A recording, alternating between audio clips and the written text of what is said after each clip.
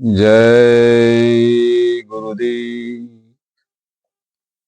परम पुरुष गुरुदेव जी। जय गुरुदेव नाम। अलख यगमे की पार में स्वामी तुम्हें प्रणाम। कोटि कोटि करु बंदनायर फर प्रणाम। चरण कमल बिसरु नहीं। जय गुरुदेव नाम। परम पूज्य स्वामी जी महाराज के चरणों में कोट कोट प्रणाम। आप सभी प्रेमी भाई बंधुओं सबको सादर जय गुरुदेव। आज का ये सत्संग है कि जब मृत्यु सामने आती है तो बड़े बड़े के सबके नशे खत्म हो जाते हैं। ऐसा एक सत्संग है।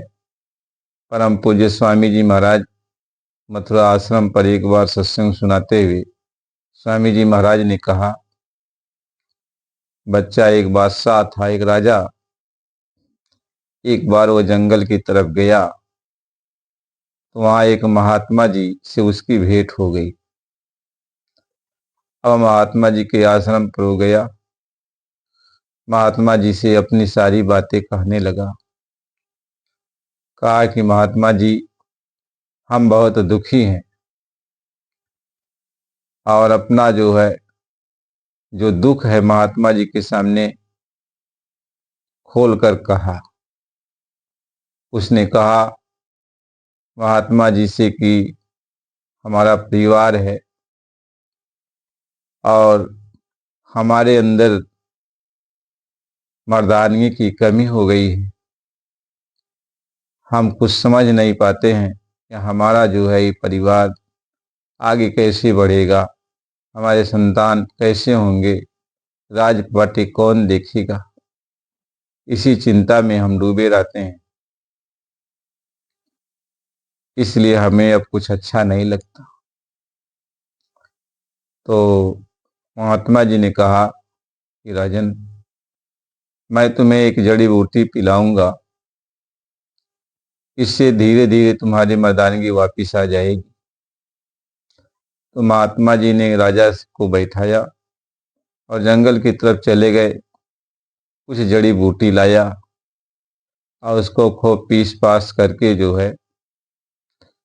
उसको बनाया। तो 3 गिलास रस बनाए जड़ी बूटी का, जिसमें महात्मा जी 2 गिलास तो अपने पी गए राजा के सामने और 1 गिलास राजा को पीने को कहा। राजा भी पी लिया, क्योंकि यदि महात्मा जी अपने नहीं पीते तो राजा को शंका हो जाती कि पता नहीं ये जड़ी बूटी में क्या पिला रहे हैं। इसलिए महात्मा जी ने अपने पिया और फिर राजा को पिलाया। इसके बाद महात्मा जी ने कहा कि राजन, जब दोबारा आना 1 हफ्ते के बाद तो हम तुम्हें फिर जड़ी बूटी पिलाएंगे। दोबारा 1 हफ्ते के बाद जब राजा आया तो महात्मा जी फिर जड़ी बूटी का रस बनाए और राजा को भी पिलाया और अपने भी पिए। तो उस समय दोबारा जब राजा गया तो महात्मा जी 6 गिलास बनाए, जिसमें 4 गिलास तो महात्मा जी पी गए और 2 गिलास राजा को पीने को कहा। अब राजा 2 गिलास पी लिया। इसके बाद जब राजा वापिस अपने महल में आया तो धीरे धीरे धीरे धीरे वह जड़ी बूटी इतना काम करने लगी कि राजा के अंदर मर्दानगी पूरी वापिस आ गई। अब राजा की खुशी का ठिकाना नहीं रहा। राजा तो खुशी से नाच उठा, लेकिन कहते हैं ना, खुशी में भी आदमी कभी कभी गलत विचार सोच बैठता है। राजा ने कहा, अपने अंदर सोचा कि मैं 2 गिलास एक बार और 1 गिलास एक बार पिया तो मेरी मर्दानगी वापिस आ गई और मैं बहुत प्रसन्न हूँ। मैं अपने जीवन में इतना खुशी कभी नहीं हुआ था, लेकिन हमारी समझ में नहीं आता कि मेरे सामने वो महात्मा 4 गिलास पिया और मैं 2 ही गिलास पिया था। इसके पहले भी वह 2 गिलास पिया और मैं 1 ही गिलास पिया था। तो इतना पीने के बाद हमारे अंदर इतनी बड़ी ताकत वापिस आ गई, तो महात्मा कैसे रहते होंगे? हो सकता है महात्मा की भी नीयत ठीक न हो, और फिर हमारे राज्य में ऐसा यदि महात्मा कोई है तो ठीक नहीं है। राजा के विचार बदल गए। महात्मा के प्रति राजा को संदेह उत्पन्न हो गया कि महात्मा के भी गंदे विचार होते होंगे। अब राजा सोचने लगा कि ऐसे महात्मा को हमारे राज्य में नहीं रहना चाहिए। और दूसरे दिन वह राजा जंगल की तरफ चला गया और जो है महात्मा जी से कहा, अपना जो है म्यान से तलवार निकाला और कहा कि महात्मा जी, मैं आपका सर कलम कर दूंगा। तो महात्मा जी ने कहा, क्यों बच्चा, आज तू मेरा सर कलम कर देगा? क्या तेरी मर्दानगी वापिस आ गई? अभी तू आया था तो गिड़गिड़ा रहा था, रो रहा था, अरे अब हम ही को तू मारने के लिए चला है? कहे, देखिए महात्मा जी, मारने की बात तो अपनी जगह पर है, लेकिन आप हमको बताइए कि आपने हमें 1 गिलास एक बार पिलाया जड़ी बूटी, 1 बार 2 बार, दूसरी बार जो है 2 गिलास पिलाया, और आप 4 गिलास एक बार पिए और 2 गिलास हमारे सामने पिए, 6 गिलास आप पिए। हमारा 3 गिलास पीने में ये हालत है कि मैं अपने बस में नहीं हूँ, और आप इतना पीते हो। इसके पहले भी आप पीते रहे होंगे, तो फिर आपका दिल दिमाग कैसे ठीक रहता होगा? और यदि हमारे राज्य में ऐसा कोई महात्मा संत है जो महात्मा के भेष में इस तरीके से रहता है, तो ठीक नहीं है। इसलिए हमने ये निर्णय किया कि ऐसे महात्मा को हमारे राज्य में रहने की जरूरत नहीं है। तो महात्मा जी ने कहा, अरे बच्चा, महात्मा जी हंसने लगे, कहीं, अरे बच्चा देख, हम तुम्हें एक बात तो बताना भूल ही गए। कहें, वो कौन सी बात है? कहें, बात यह है कि आज के 7वें दिन तुम्हारी मृत्यु हो जाएगी। तब तक राजा का सारा नशा उतर गया, सारा नशा उतर गया।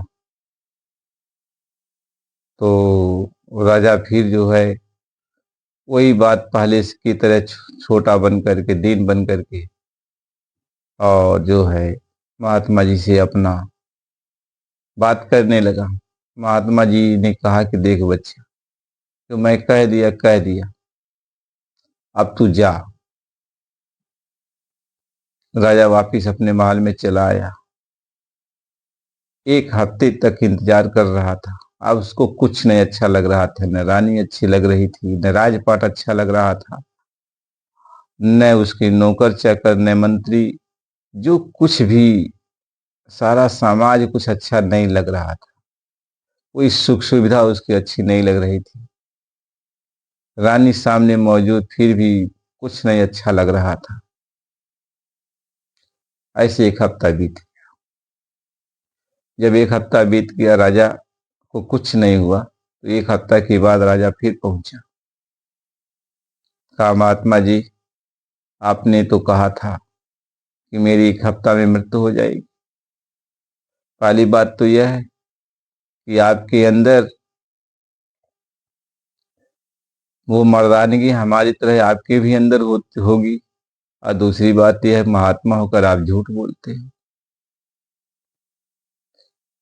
तो महात्मा जी हंसने लगे ठहाक से। कहे राजन, आखिर एक हफ्ते का हाल तो मुझे बताओ। एक हफ्ते में तुमने जड़ी बूटी का जो जो पिया था, क्या असर रहा? रानी क्या तुम्हारे पास थी? राजा महाराजा आते जाते थे तुम्हारे पास? मंत्री मिनिस्टर जो कुछ भी थे तुम्हारे पास आते जाते थे? और तुम्हारा जो है राजकाज सही तो चल रहा था? कहे महात्मा जी, मैं क्या बताऊं आपको। जब से आपने बताया कि एक हफ्ते में मैं चला जाऊंगा, तो मुझको सिर्फ मृत्यु ही दिखाई पड़ रही थी और मुझे कुछ अच्छा नहीं लग रहा था। तो महात्मा जी ने कहा, बच्चा, यह मैं तुम्हें दिखाने के लिए बातें कहा था,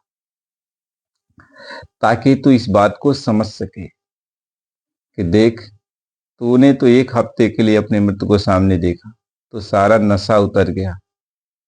हम हमेशा 24 घंटा अपनी मृत्यु को अपने सामने रखते हैं। तो बता, मेरे ऊपर दुनिया का नशा कैसे चढ़ेगा? इसलिए महात्मा ही समझाते हैं। तो महात्मा के चरणों में राजा गिर पड़ा और माफी मांगने लगा। तो गुरु महाराज जी समझाते हुए कहते हैं कि बच्चा, यदि तू अपनी मौत को अपने सामने देखने लगे तो दुनिया में तू बहुत ही सोच विचार कर कदम रखेगा। तू हर तरह से जो है भजन में लग जाएगा, गुरु की याद करेगा, भगवान की भक्ति करेगा, अपने आत्म कल्याण के लिए लग जाएगा। यदि मौत को सामने नहीं रखेगा तो दुनिया में तू बह जाएगा। इसलिए हमेशा हम सबको चाहिए अपनी मौत को सामने रखो कि पता नहीं अगला क्षण क्या हो जाएगा, क्या नहीं होगा, कौन सा समय अगला क्षण आ जाएगा। इसलिए हमेशा भक्ति में लग जाओ, भजन में लग जाओ, सत्संग सुनने में लग जाओ, महात्माओं की कदर करो, महात्माओं की खोज कर उनसे रास्ता लेकर अपने आत्म कल्याण के लिए कुछ काम कर लो। प्रेमी भाई बहनों, इसके आगे का सत्संग फिर आपको अगले वीडियो में दिया जाएगा। आप नए हो तो चैनल को लाइक और सब्सक्राइब कर दें।